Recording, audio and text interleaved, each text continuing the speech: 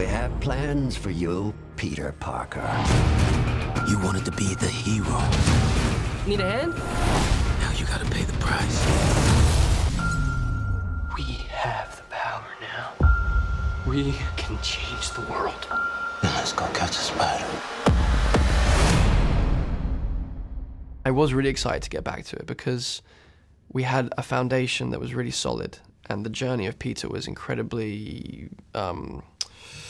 each step led to the next, and that's simple filmmaking 101, of course, and in these movies, sometimes that doesn't get honored, but we were lucky in this respect. And it's a moment for Spider-Man and for Peter, well, for Spider-Man, where he is owning who he is. He is owning the gifts that he has been given, and I think it's contagious.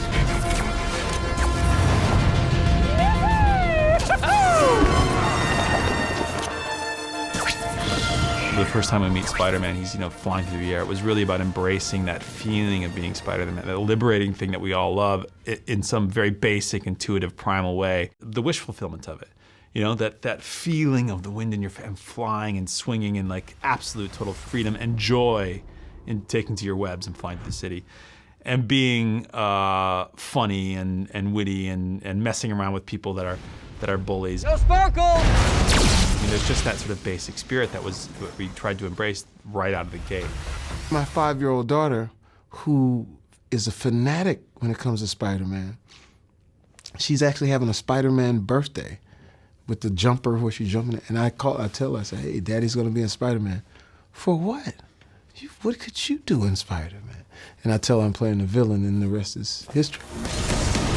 We wanted to embrace the bombastic, sort of simple bigness of the Spider-Man villains that happened in the comics. The playful part of that. And what's great about Jamie is that he can navigate this space between, and there was a real evolution between this kind of goofy character that has this, he has this comb over and he's a little bit silly, but there's a pathos to him. There's moments where he feels something real underneath that. Heads up, watch out! And that is the element of the character that evolves the most throughout the film. You all right? You're okay. Spider-Man. Yeah, costume gives it away, huh? But something pretty important, Max. How do you know my name? It's written on your badge. See out there! I told my sister I want to be the first black man with a comb over in a movie. And so we accomplished that because I wanted you, the minute you see him, I want you to say, wow, here's a character.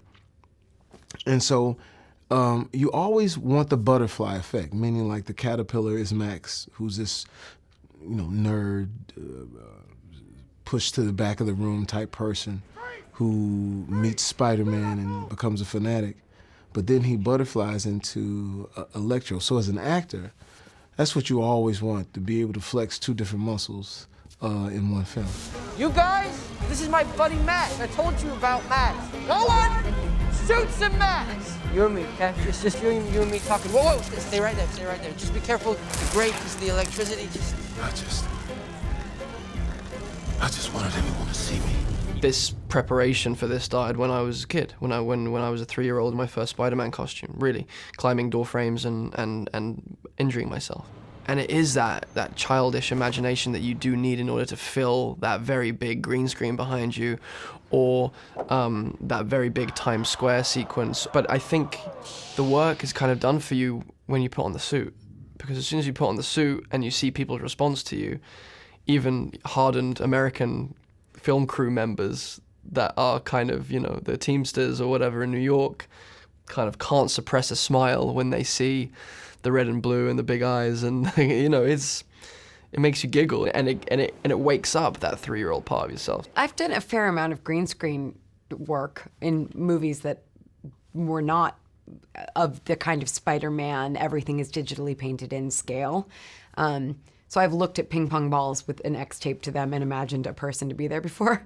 But yeah, this requires a lot of childhood imagination to come up, and that is a great challenge. You definitely do expand after acting in a world that is not existent around you. But it's like a black box theater.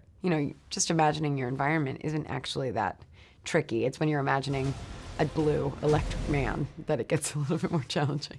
That was Marc's vision and what the CGI guys had, and I was just in front of the green screen, give them as many looks and as many, voices and as many things as I could, and then they would, craft it. And I thought it's brilliant how you see the CGI folk, how they would come on the set and sort of point you in the right direction, so it made their life easier.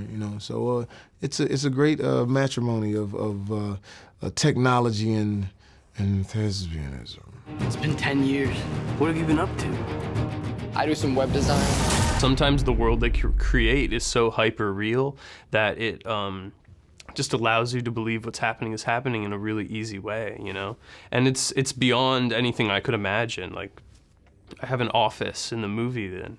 When I was going in, I remember going in that day and being like, oh, this is my scene in my office. And I thought it would be a small office. And I get there and it's like this glass and steel structure that's the size of a football field. And it just blew my mind, So on those days, it's extremely helpful. And, it's a machine in terms of the lights and the cameras and all that, but it's a smooth operating machine. And you have time to do it. So a lot of times on a small film, it's not as well choreographed, and also you're fighting to get the shots and to make the day. And in this, it's, you get to take your time, you get to explore things, and then if you don't finish what you're supposed to accomplish on that day, you just do it the next day. You ever figure out why your parents bailed? My dad left a briefcase. That's all I got, briefcase full of junk. Whatever, I don't know, I try not to think about it. How's that working out for you? Perfectly.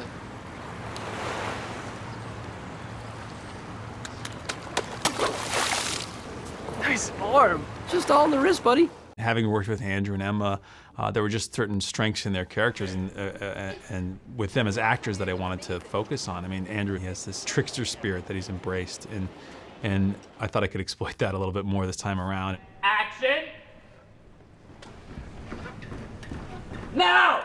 Oh my God! I spilled a hot dog cake all over. I did not that. Oh, and you too. And Emma is so funny, and their chemistry was so magical in the first movie, and it represents the thing that is most challenging for Peter Parker and what causes the most problems for him as Spider-Man. And he thinks he can keep those lives separate, but of course they collide eventually. I'm coming with you. Gwen, it's too dangerous. Sorry, I love you. Don't hate me.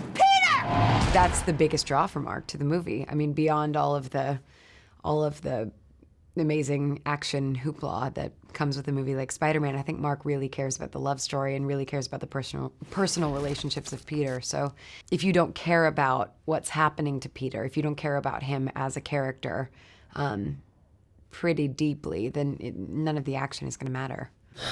This is the maintenance closet.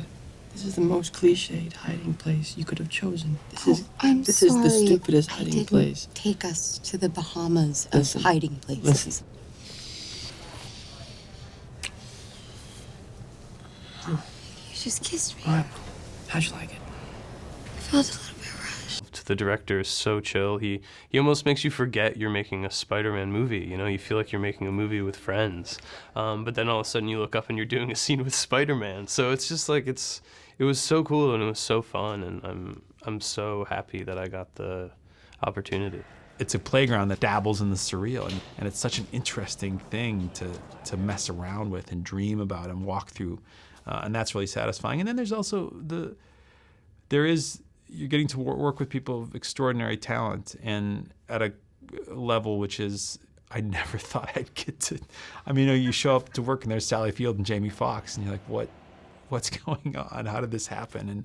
And they can make anything work, and it's a really beautiful when you have a team that's working on that scale. There is something wonderfully satisfying about finishing the job.